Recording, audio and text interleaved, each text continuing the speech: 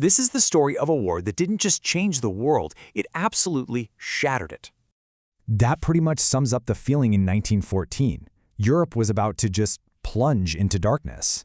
So you had Europe divided into two big teams, tied together by this complex web of alliances. It was a perfect storm, a massive arms race, tangled treaties, colonial rivalries, and nationalism. All that tension just needed a spark, and this assassination in Sarajevo? That was it. And just like that, the dominoes started to fall. In barely a month, all of Europe was at war. Germany's big gamble was the Schlieffen Plan. Take out France fast, then deal with Russia. But there was a huge problem with that plan. Invading neutral Belgium brought in the British Empire. So much for a quick war.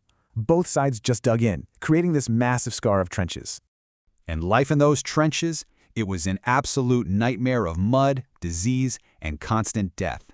This was industrial-scale killing. Machine guns, poison gas, tanks, war had changed forever.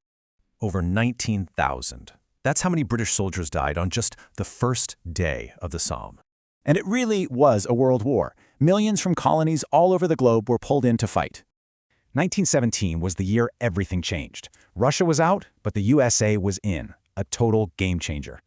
With fresh American troops, the Allies launched one last big push that finally broke the stalemate.